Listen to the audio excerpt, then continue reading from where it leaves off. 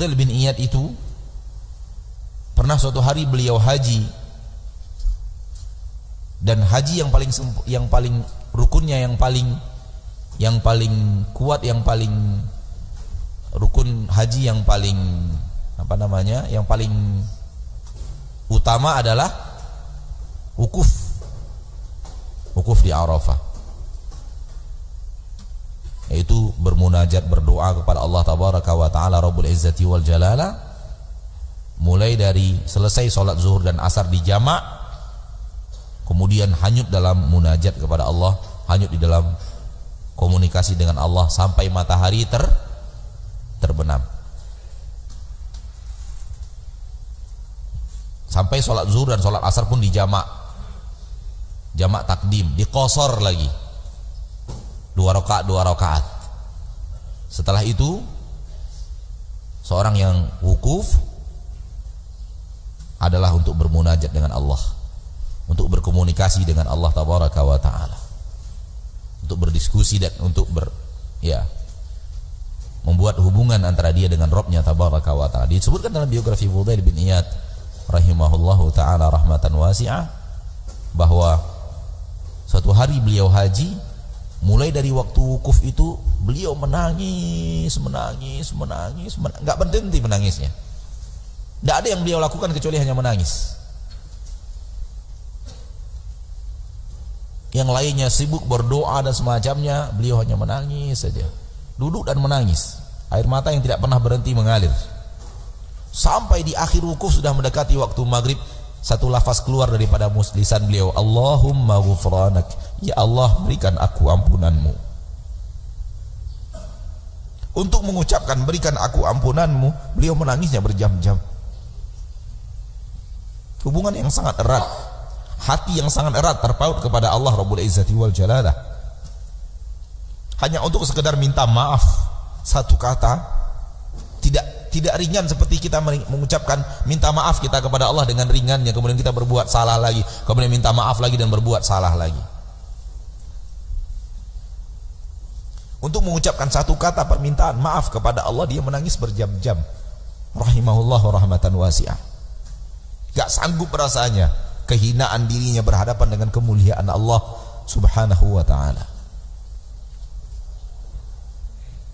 Di sini terlihat muraqabah dan musyahadah, di mana seseorang benar-benar hatinya itu sangat terpaut dengan Allah Rabbul Izzati wal Jalalah, baik selalu diperhatikan atau yang lebih daripada itu, seolah-olah Allah ada di hadapannya.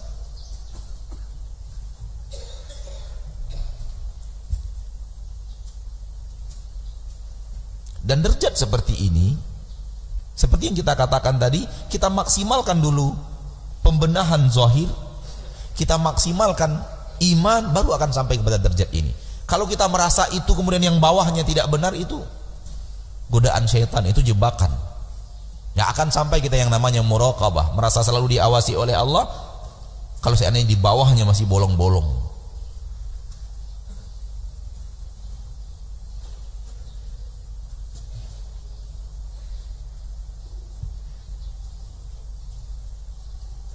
Dan keimanan kita yang rapuh di akhir-akhir zaman seperti ini, di saat banyaknya sarana untuk membuat kita terjebak ke dalam kesalahan amalan, ke dalam kesalahan iman, membuat kita sulit untuk sampai kepada derajat ihsan.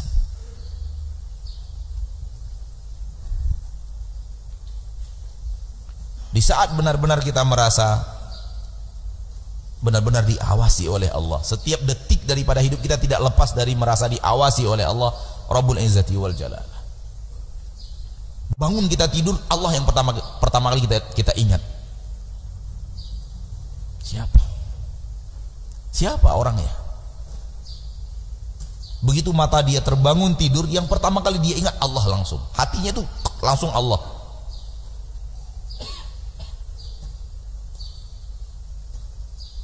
Dan hati yang ingat kepada Allah itu, langsung kepada Allah itu, yang menyuruh lisannya untuk mengatakan alhamdulillah alladzi ahyana ba'dama amatana wa ilaihin nusyur.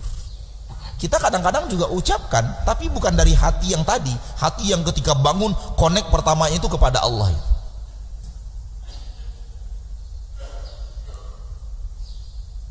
Padahal itu yang diinginkan syariat. Ucapan lisan yang lahir dari hati, bukan hanya ucapan lisan kebiasaan mengucapkan ketika bangun.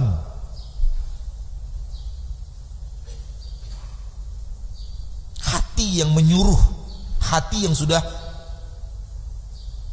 selalu merasa diawasi, selalu terhubung dengan Allah, dengan pengawasan Allah terhadap dirinya, atau seolah-olah dia melihat.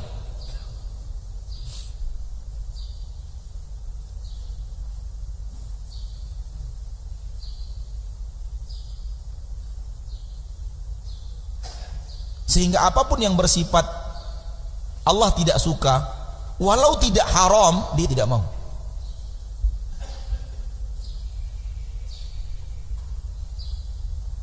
Artinya bukan tidak suka dalam arti kata Allah ada, gimana ya? Saya mengatakannya, ada sesuatu yang itu tidak haram, tapi dia tahu Allah lebih suka yang lain, ada amalan yang lebih baik yang lebih Allah sukai, dia akan ke sana.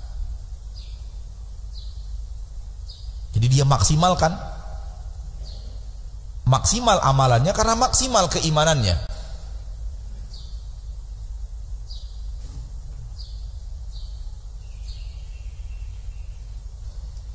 Ini hati-hati yang sudah terhubung dengan Allah sehingga tidak ada lagi sedikit jatah untuk keinginan diri, itu nggak ada lagi sudah. Semuanya untuk Allah Subhanahu wa taala.